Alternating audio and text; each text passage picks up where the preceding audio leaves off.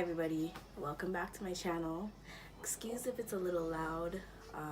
My little brother's like kind of hyper and my window's open and I'm playing music, but it's fine. So today's video I'm going to be talking a little bit, no, I'm going to be talking about my depression. I've briefly mentioned it in videos before, but I haven't really like made actual videos on it or made an actual video on it. So I'm going to talk about it. I'm going to talk about counseling versus the non-counseling route, what I've been doing to cope, and all of that stuff.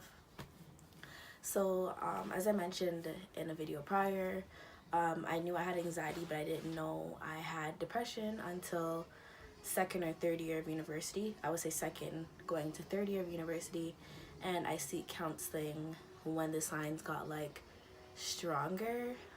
So third year is when I started counseling at Carleton University, and when I started, I had taken a series of tests and stuff, and my depression was between like mild and severe. I wonder if my TV is like really loud. I don't know. Anyways, my depression was between like mild, not mild, like moderate. It was in like the high moderate stage. They range it on a scale. I'm not sure what type of scale they use, but it's like very low to severe. So mine was moderate. I was going through a lot of personal issues. I wasn't working out. I was eating a lot of junk food. I was isolating myself. I wasn't expressing my emotions. And a lot of things people said to me, I would take to heart. So for instance, like I met this guy and he was just like, yeah, if I met you when you had braces, I probably wouldn't talk to you. So like little things like that kind of like got to me. I felt insecure about my body. There's a lot of family issues going on, and just a series of things. And along with my anxiety with school, I didn't do well on my tests, but I would do like really well on my assignments and papers and stuff like that. But it was just like a really tough year, a really tough situation to deal with, and it's something that I have been dealing with.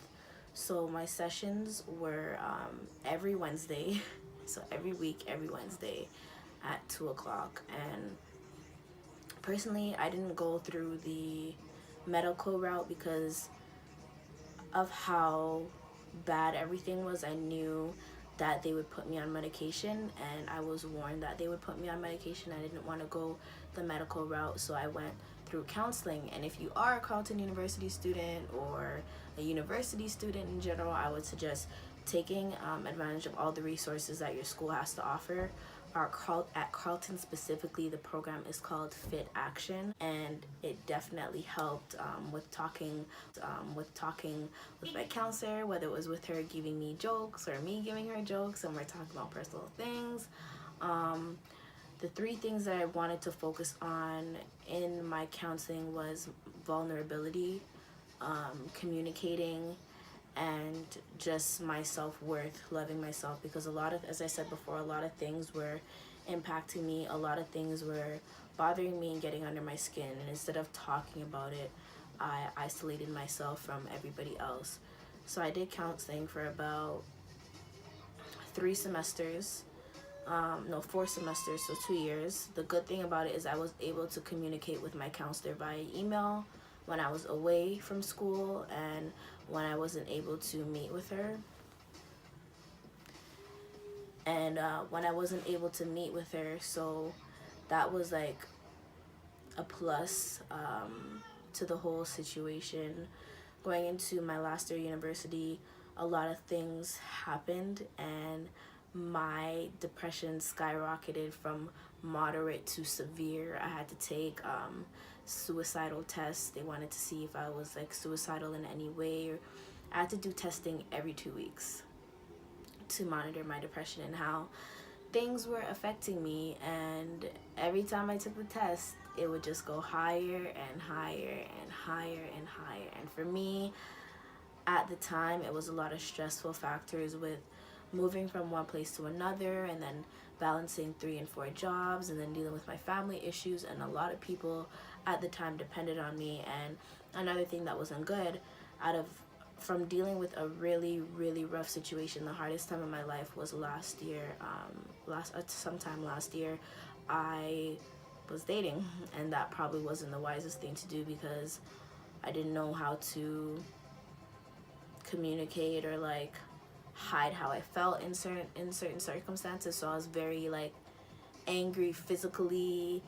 I don't seem like a physical or violent person, but I was very angry physically and very emotional, and I cried probably my brother is screaming. I cried probably every single day for 4 months straight because of how rough the situation that I was in affected me. And fourth year, my counselor definitely took a lot of time to sit down with me. We had longer meetings. As I said, I did more testing. I had academic accommodation because I just couldn't write my tests in class. I needed more time to study. I needed more time to do my assignments. It was just a really, really hard thing, and it is a really, really hard thing. Those who have depression or suffer from depression know that you have different episodes. So sometimes I'll be okay, and sometimes I won't. I recently moved back. I recently moved back from Ottawa, so I'm back at home, meaning I don't have my personal space. So there's a lot of times where I regret moving, even though I really wanted my family at the time. But even though I have my family, I'm still not really open with a lot of the things that I go through. And I really feel even now that I should have stuck it out. Stayed in Ottawa, worked on myself before moving back home in like a much smaller space, and like transitioning from 3 or 4 jobs to 1 or 2, or like when I moved back, I wasn't working for like 2 months, and I was in a really bad place. I was in my bed every day. I didn't go anywhere. I didn't really talk to anybody. I didn't really do anything. And it was a rough time because the job that I usually work in the summer started really late, and I was working maybe 1 or 2 shifts at the mall. And the 1 or 2 shifts at the mall would probably be 3 to 4 hour shifts. If I was lucky, maybe I get a 5 or 6 hour shift. That was like once or twice every week. And I have my bills to pay. Like my car alone is bi-weekly payments. Then I have my car insurance. Then I have my credit card bills and my phone bill and all of these things that I had to deal with. From moving back in May till now, I haven't had any counseling. I've been trying to self-soothe, but there are a lot of times where I'll have a lot of like episodes, and I feel that I do need to go back to counseling. I'm working, but I am really hard on myself, and that triggers a lot of emotions and a lot of anger, and I just go to where I'm comfortable, which is my bed. I will go in my room, I will stay in my bed, and I'll just sit there. So I've been doing a lot of research on meditation and a lot of meditation podcasts and spiritual podcasts and stuff like that on the internet. I will put a link in the description box of this meditation thing that I did. I think it was probably maybe half an hour. It helps you get in tune with yourself. And it's one of those things where you have to be mentally focused. So I was just probably doing it before bed. If you're laying in your bed and you can't fall asleep and you're not really doing anything, put your phone on Do Not Disturb. Play the video on YouTube and kind of just put your headphones in and just listen to what the meditation episode says. Some other things that I've been doing to self-soothe is reading. I have this book called The Little Book of Inner Peace. It's simple practices for less angst and more calm. It looks like this. I got it from Indigo, and it's a little pocket book. It was $9, and the chapters in this book are, to give you guys an idea, the chapters in this book are grounded and rooted, relaxation, equanimity, acceptance, gratitude, compassion, and beyond yourself. Another thing that I haven't really been doing is going to church and reading my Bible and praying. I haven't given up on God, and I'm sure He hasn't given up on me. I haven't gotten that feeling that He's given up on me in any way. I just feel like sometimes I allow my mental state to take over my spirituality and my Christianity in a way, and that's something that I have to learn to get out of on my own. And that's why I said I feel like counseling is something that I probably need to get back into to channel my feelings and emotions a little bit better. And another thing that I find good is to find your hobby, find something you're really interested in, take advantage of it, and do some research. So I'm really into blogging and photography and videography. I appreciate a lot of those things. I'm still working on getting a camera so I can do short films of nature, whatever comes up or whatever ideas come up in my mind. And a book that I found at Indigo is called Picture Perfect Social Media. And this book is a handbook for styling perfect photos for posting, blogging, and sharing. This just gives you pointers on how to use what you have, whether if it's your cell phone or a camera. It tells you the different types of cameras you can use, different kind of camera tricks, how to take your own selfies, how to be, it's so loud, how to be artistic in different ways, how to enhance your pictures, what kind of programs to use, blogging styles, and how to go about a lot of things. And I feel like I should get back into reading this book and taking advantage of the resources that I have, because this was helping me when I was working. I would do a lot of reading and research on my interests. I haven't really found my niche yet. I haven't really found anything that I'm good at yet. I'm working on it, and by the grace of God I will be able to get in touch with that side of myself. Another thing that has been helping me with self-soothing is journaling and travel stuff. So I got this book from Indigo for $14. It says explore, travel, discover, roam, adventure, journey, and voyage. And one of the things that I vowed to myself when I graduated from school was to travel more by myself, learn a lot by myself, and just getting in tune with the person that I want to be. So I made a list of all of the places that I want to travel. I made a list of all the places that I want to travel, and this you can find in, I think, one of my videos. Don't know what it's called, but I'll put it somewhere here or here, and if it's not there, then I will put it in the link in the description box, just showing you guys how I go about planning my trips and how I did this book and all of that stuff. The first and only place I traveled to was New York in September. It was a good experience. It was my first traveling experience by myself.